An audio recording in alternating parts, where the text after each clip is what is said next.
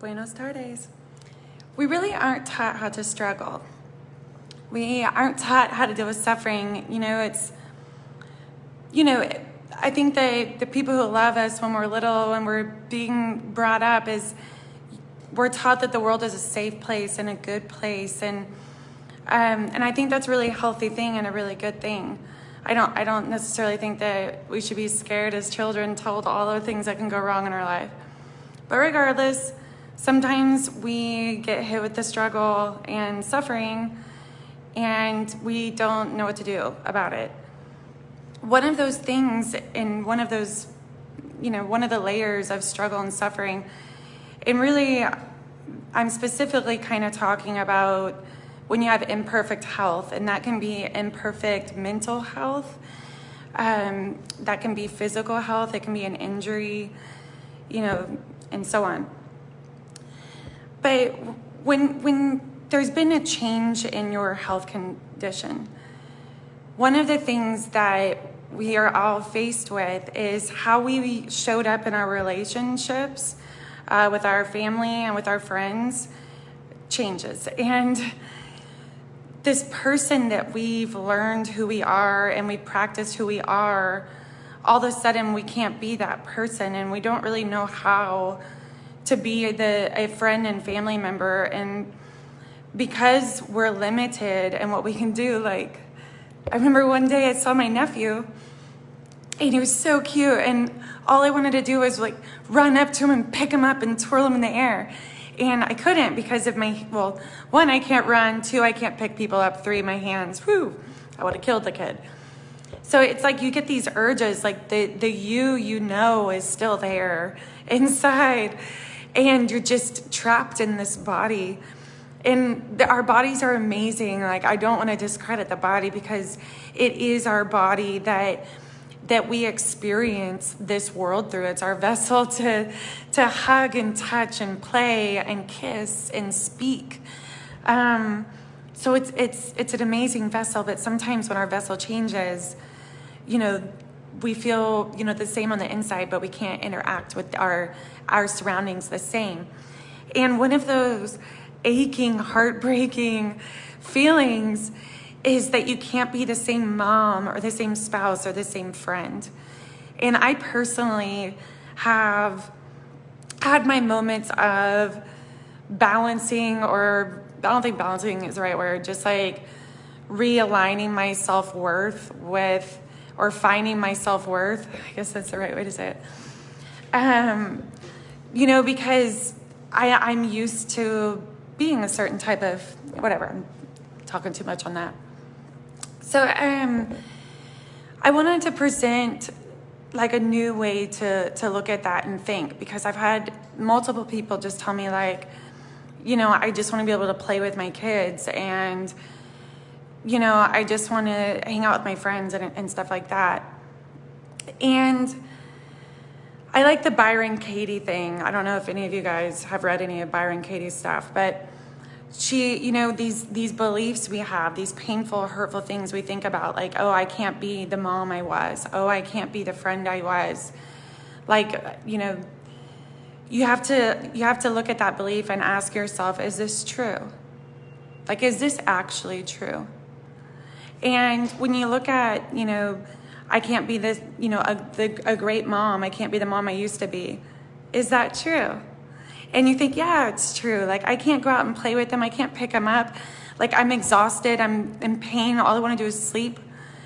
Okay, but could it be possible that you could be a better mom because of this struggle?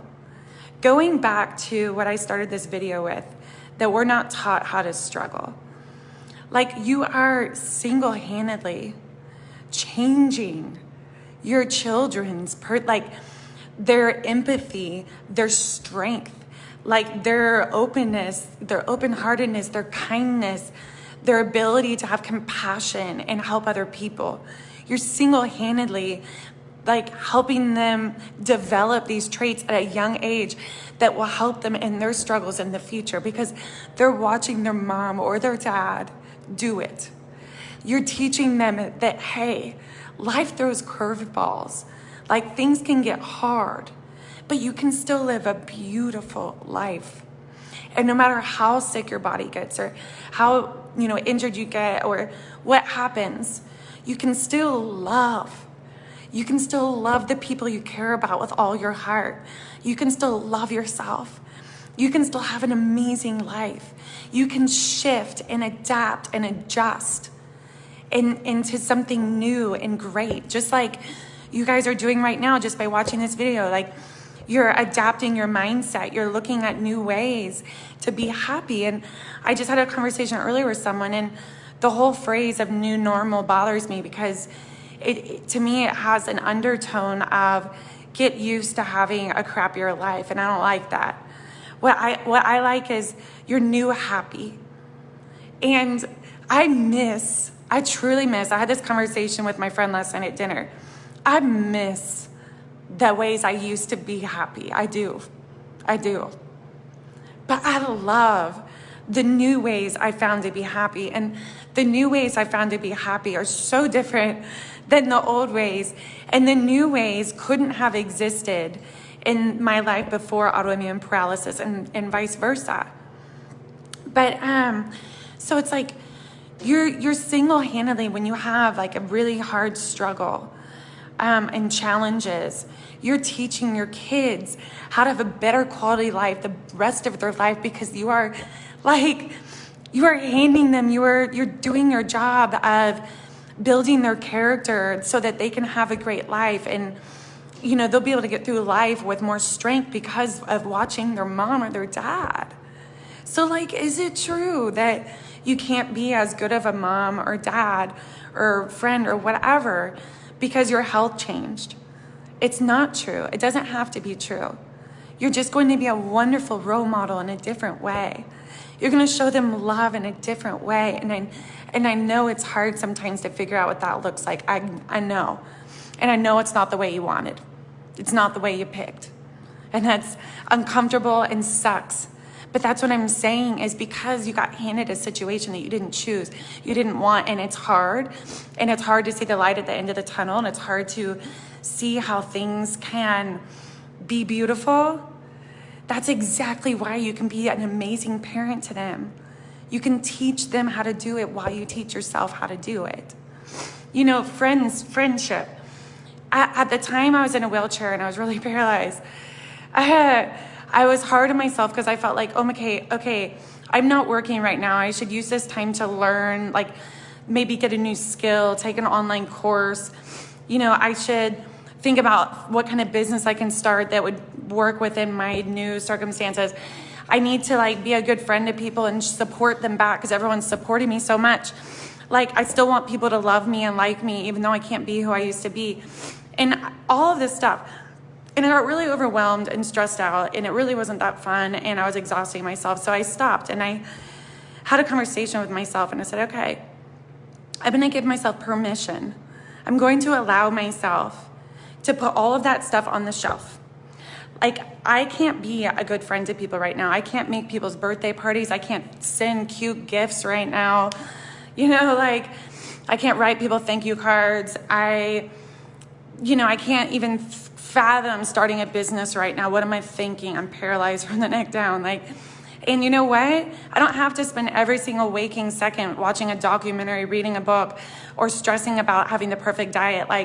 I'm going to watch something with Will Ferrell because he's freaking hilarious, and I need to just relax right now. And I gave myself permission to put being a perfect professional on the shelf, being a perfect friend on the shelf. And the reason I can put it on the shelf is because and not feel guilty, not feel like a bad friend, not feel like a failure, is because it's already going to happen in the future. I'm already doing it in the future. So in those moments I feel like, oh my gosh, I'm not showing up for other people right now, I calm myself down and I self-soothe by saying, but I will be in the future, and I know that. So right now it's okay to be a good friend of myself.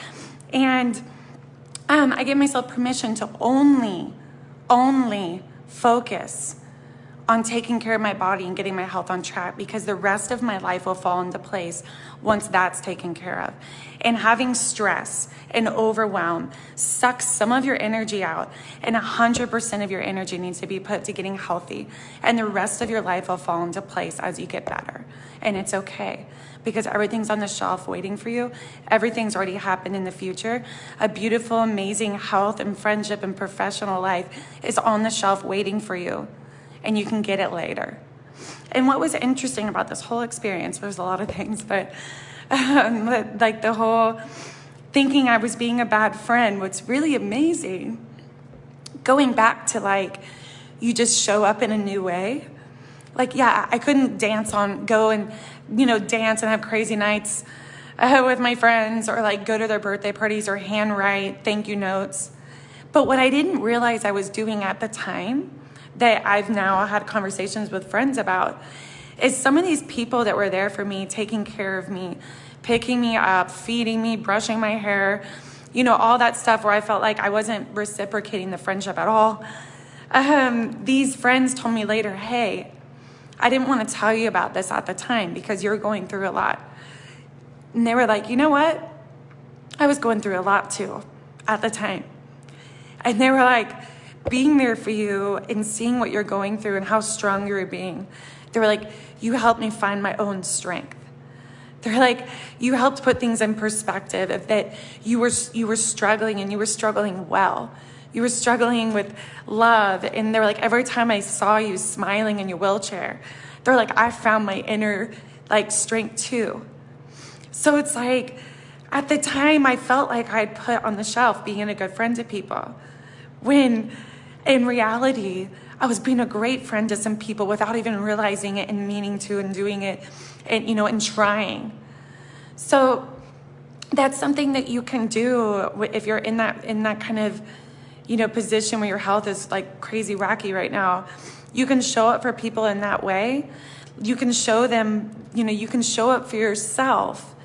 You can take care of yourself and your own happiness, your own joy, and your own health. And in that, the people who love you most will find their own inner strength. Like, you can be a role model. You can teach. You can show how to struggle, with grace and humor. Yeah, and one of those people I'm talking about, one of my friends, is my friend Tressa, who passed away last year, and we celebrated her birthday this week in Cabo, and her sisters were here, and that was one of the things that they told me while they were here. They're like, Courtney, every time Tressa had a meltdown and felt like she couldn't do it, she's like, she thinks back to when she was taking care of you and, how you were. And they were like, that helped her get through. I mean, what a blessing. What a blessing to be able to give, other people strength in their current or future struggles, because they saw how well you did it. Because they saw you woke up and every day you chose light and love and joy. Chose it whenever it would be so easy to crawl in the fetal position and everyone would understand. And I'm not saying don't feel your feelings, because that's you're gonna feel them. It's just choosing joy, choosing happiness, believing that things can get better, looking at people and smiling, loving yourself and taking good care of yourself, not giving up. That is showing other people how to not give up on themselves too. What a gift. So yes, I don't care what your circumstances are. You know what? The worse circumstances, the better you can show people how to be strong and how to love yourself. So anyways, namaste. Hope y'all are having a wonderful Friday. And I wish you luck, and sending you so much love from Mexico. I know how tough struggle is. I really do. And I'm proud of you. Okay, bye.